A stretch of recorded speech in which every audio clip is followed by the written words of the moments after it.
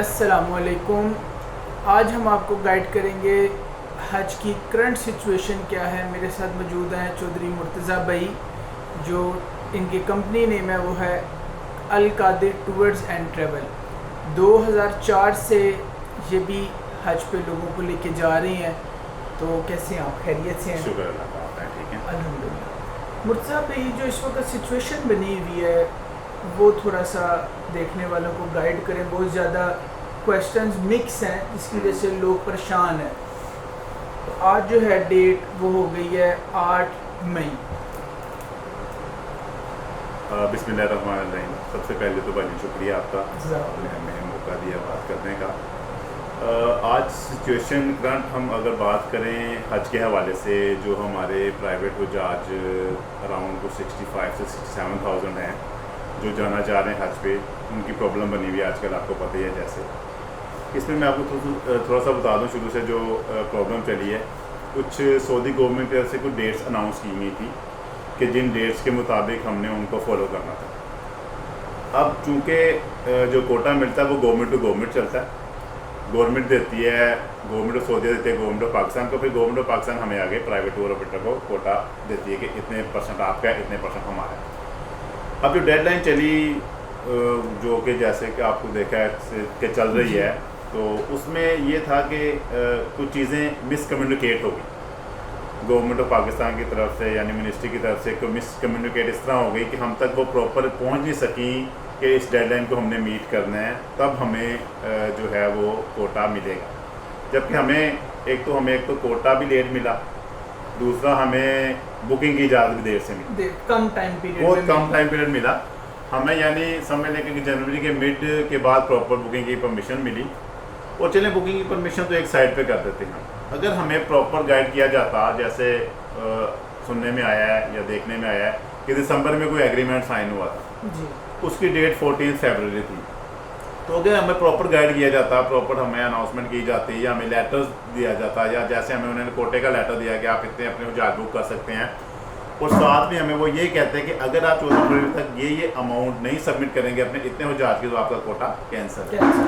तो फिर शायद हम थोड़ा सा उसके ऊपर थोड़ा सख्ती से काम करते। हम तक ये कम्युनिकेट ही नहीं हुआ, जिसकी वजह से, और जिन लोगों ने ये पे ऑफ किया भी है उनके पास भी कम्युनिकेशन नहीं थी। उन्होंने तो सिर्फ इस वजह से पे किया कि जोन 1 और 2 बाद में मिलते नहीं हैं। अभी भी आप देखें कि अगर जो हमारा 25,000 या 24,000 जितना भी प्राइवेट हाजी जा रहा है, उसमें 90% तो ए और बी का है जी। जो सी और डी है वो तो कहीं लाए नहीं कर रहे।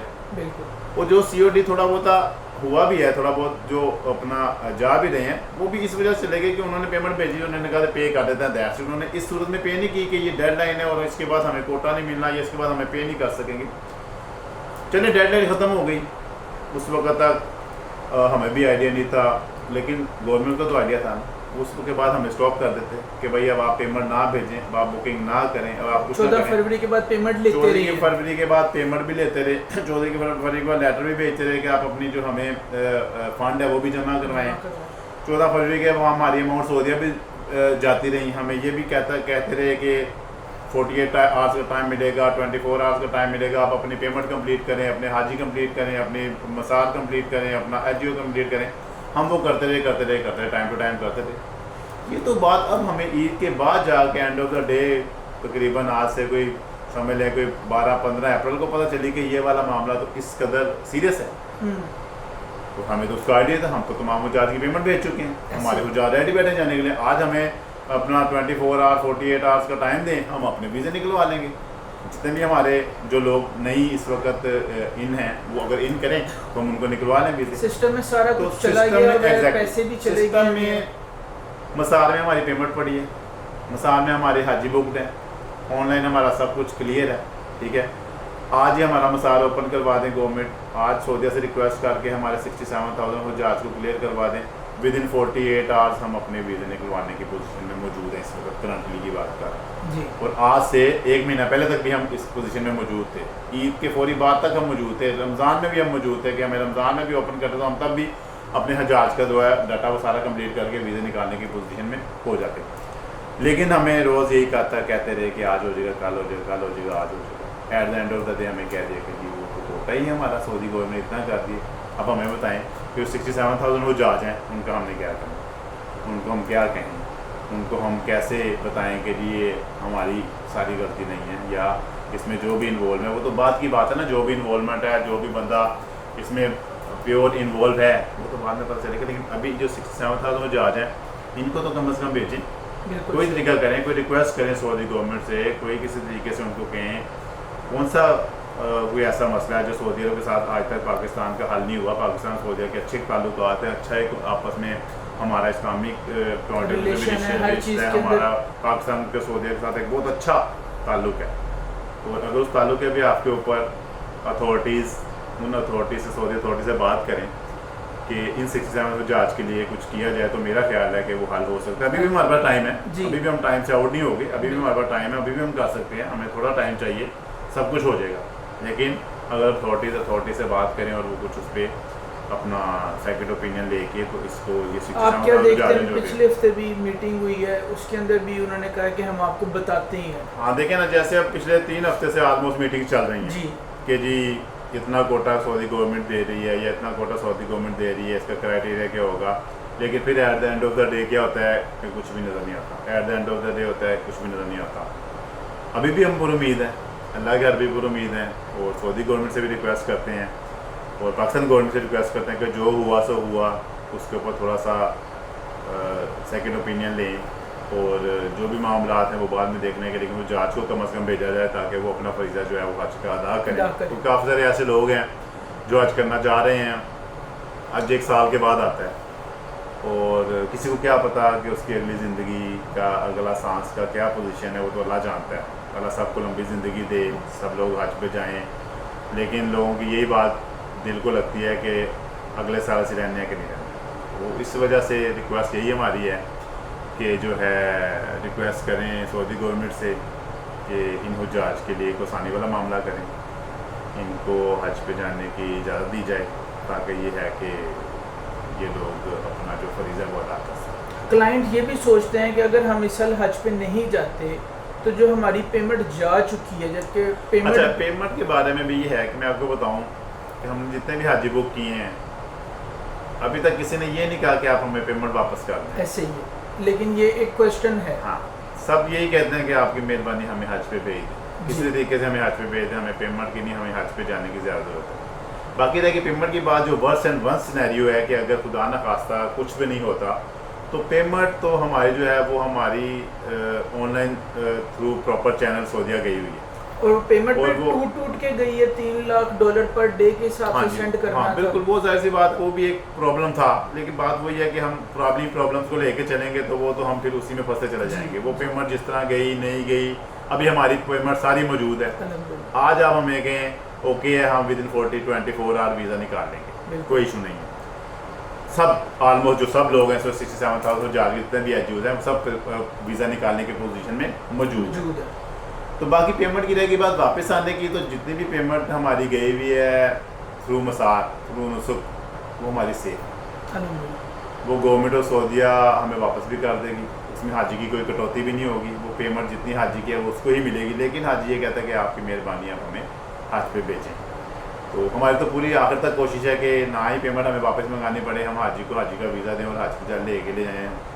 और सब 20-21 साल हो गए हज पे लेके जाते रहे, और अब दिल भी दुखता है कि हाजी को भी नहीं लेके जा पा रहे, खुद भी नहीं जा पा रहे हैं। और अब इसमें जिसकी भी गलती है वो तो एक बात की बात है, लेकिन ये है कि अगर वो इस साल हज नहीं करता तो उन्हीं पैसों में अगले साल हज कर सकते। हाँ, एक ये भी ऑप्शन आई हुई है कि अगर हाजी, मतलब देखें ना, सबसे पहले तो हाजी की राजीनामा ज़रूरी है।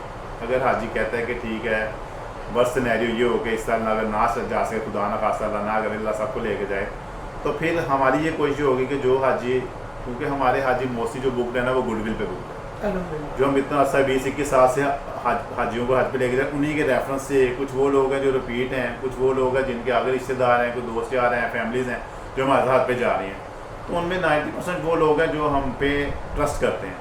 तो ऑफकोर्स उम्मीद तो यही है कि अगर उन्होंने अगले साल हज करना है तो हम उनको उन्हीं पैसों में अगले साल भी हज करवाएंगे, ज़रूर करवाएंगे। लेकिन हमारी पहली कोशिश यही है कि हम उनको इसी साल हज करवाएँ। बिल्कुल सही। तो कोई ऐसी चीज़ जो हाजियों के लिए बहुत ज़रूरी है कि वो परेशान हुए हैं, आप उनको देखिए सबसे ज़्यादा ज़रूरी तो इस वक्त है अल्लाह ताला से दुआ करो। बिल्कुल तो सबसे हम हाँ हज से यही कहते हैं कि देखें ये काम जो है हज का जो है ना वो हमारे हाथ में है, वो अल्लाह के हाथ में है।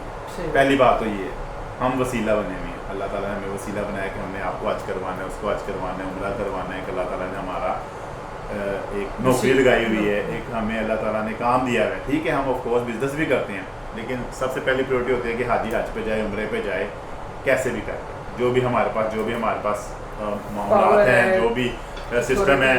क्योंकि हज और उम्रा में ना खाली हमने नहीं काम करना होता, काफ़ी सारे एजेंसीज, काफ़ी सारे इदारे इन्वॉल्व होते हैं, एयरलाइन इन्वॉल्व होती है, होटल वाले इन्वॉल्व होते हैं, कंपनीज इन्वॉल्व होती हैं, ट्रांसपोर्ट वाले इन्वॉल्व, सब इन्वॉल्व होकर सब इकट्ठा होता है, तो अब जाके हाजी का एक हज और उम्रा कंप्लीट होता है। तो हमारी तो ये कोशिश होती है कि उनको हज हर तरीके से करवाया जाए। लेकिन इस वक्त जो सिनेरियो बना हुआ है, सबसे पहले तो अल्लाह से दुआ करनी है कि अल्लाह ताला ने अगर हमारी हाज़िरी लिखी है तो उसको कोई रोक नहीं सकता, अगर हाज़िरी नहीं लिखी तो कोई भेज नहीं सकता। तो हमारा जो मुसलमान होने के नाते एक हमारा अक़ीदा है, ईमान है।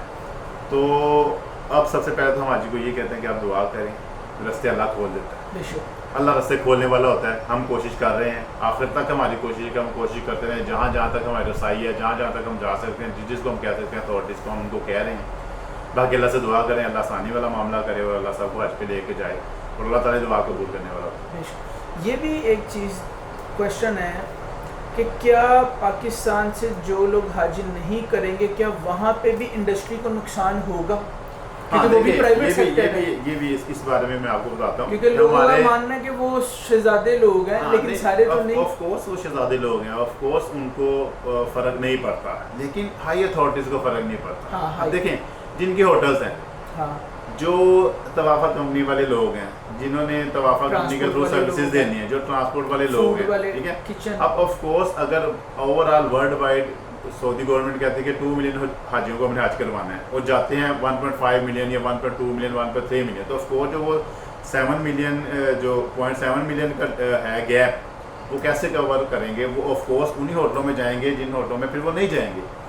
तो अब जैसे हमने लोगों को वहाँ पे जो जिन वेंडर से हम होटल्स लेते हैं उनको हमने कहा हुआ है, तो ऑफ कोर्स वो हमारे आस पे बैठे, हमारी उम्मीद पे बैठे कि अगर हमारे होटल में 500 लोगों की गुंजाइश है, तो अगर 400 या 300 इनका है, तो ऑफ कोर्स वो हमारे साथ काम करते हैं, हर साल से करते आ रहे हैं। इस तरह खाने वाले हैं, इस तरह ट्रांसपोर्ट वाले हैं, ऑफ कोर्स फ़र्क पड़ता है। तवाफ़ा कंपनी को फ़र्क पड़ता है। जिन तवाफ़ा कंपनी ने एक बनाया हुआ है कि इस दफ़ा हमने 50,000 हो जहाज को सर्विस देनी है, अगर वो 25,000 को देंगे तो ऑफ कोर्स वो 25,000 को उनका लॉस है सीधा सीधा, उनको भी प्रॉब्लम है। वो भी अपनी वजारत से, अपनी हाई अथॉरिटी से बात कर रहे हैं कि इसको प्लीज़ इसको किसी तरीके से मैनेज करें। ये खाली पाकिस्तान का प्रॉब्लम नहीं है 67,000 का, इंडिया का भी प्रॉब्लम है, बांग्लादेश का भी प्रॉब्लम है, नाइजीरिया भी इन्वॉल्व है, मिस्र भी इन्वॉल्व है, तुर्की भी इन्वॉल्व है, मोरक्को भी, काफ़ी सारी कंट्रीज़ हैं जिनके कुछ अदद जो हैं वो बीच में मौजूद हैं, जिनके ज़्यादा हैं उनके ज़्यादा अदद है, जिनके वैसे ही कम है उनके कम अदद मौजूद हैं। क्योंकि ये बेसिकली गवर्नमेंट ऑफ सऊदीया ने इस साल जो अपना सारा निज़ाम चेंज किया है 2030 विजन को लेके, सारा जो सिस्टम वो नुस्ख पे उन्होंने डाल दिया, और नुस्ख पे डाल के उन्होंने टाइमलाइन दे दी। टाइमलाइन देने के बाद वो कम्युनिकेट नहीं हो सकी private tour operator world wide में। ये नहीं कि आप ये कि हमारे पाकिस्तान में ये मामला हुआ या क्या नाम है, ये सिर्फ पाकिस्तान का ही मसला है, वर्ल्ड वाइड मसला है, लेकिन कम्युनिकेशन ज़रूरी है। जैसा कि ये बहुत ज़्यादा दिन ब दिन चेंजिंग जा रही है। पहले कभी होता था हम रमज़ान के बाद बुकिंग शुरू करते थे और एंड तक बुकिंग चलती थी, फिर पिछले साल चेंज किया, इस साल चेंज किया। फ्यूचर में आप क्या देखते हैं, बुकिंग की सिचुएशन क्या होगी? आप देखें, आपने वो बात की कि हम एंड तक बुकिंग करते थे पाकिस्तान में। देखिए पाकिस्तान में वर्ल्ड वाइड तो मैं उसको नहीं बता सकता प्रॉपरली, पाकिस्तान में मैं आपको बता सकता हूँ कि पाकिस्तान में जो प्राइवेट हज है वो जहाज है ना, वो निकलता है ईद के बाद। छोटी ईद के बाद उनको होता है कि हाँ यार छोटी ईद अब गुजर गई है, रमज़ान में हमने उम्रा कर लिया रमज़ान का, अब हमने हज की तैयारी करनी है, अब हमने हज की बुकिंग करवानी है। मोस्टली पाकिस्तान में ये होता है। लेकिन अब देखें ना 2022 में जब हमें कोटा मिला तो हमें ज़ीक़त में कोटा मिला, ज़ीक़त में कोटा मिला और 4 ज़िले तक हमने अपना कोटा भी फिल किया, हम अपने हाजी भी लेके गए और अच्छे तरीके से ले गए, अच्छे तरीके से वापस लेके आए। 2023 में भी इस तरह ही हुआ जी। एंड तक हम अपने हाजी अकोमोडेट करते थे। 24 में भी इस तरह ही हो। जी। अब अगर 25 में एकदम से सिनेरियो चेंज हो के ईद से भी पहले बल्कि रमज़ान से भी पहले चला गया, रमज़ान से भी पहले चला गया, तो ऑफ कोर्स उसके लिए कम्युनिकेशन बहुत ज़्यादा ज़रूरी थी। सऊदी गवर्नमेंट ने तो चलो कम्युनिकेट कर दिया हमारी गवर्नमेंट को कि ये हमारी टाइमलाइन है, इस टाइमलाइन के साथ हिसाब से आपने चलना है। तो उसी सिनेरियो को देखते हुए पाकिस्तान गवर्नमेंट को भी चाहिए था कि अपने प्राइवेट टूर ऑपरेटर को, फिर जैसे इन्होंने अपनी नवंबर में बुकिंग कर ली, हमें भी नवंबर में बुकिंग की परमिशन दे देते कि हाँ भाई ये 14 तारीख डेडलाइन है, इसके बाद आपका जो पेमेंट होगी, जो कोटा होगा वो होगा, उसके बाद कोटा खत्म है आपका। बिल्कुल।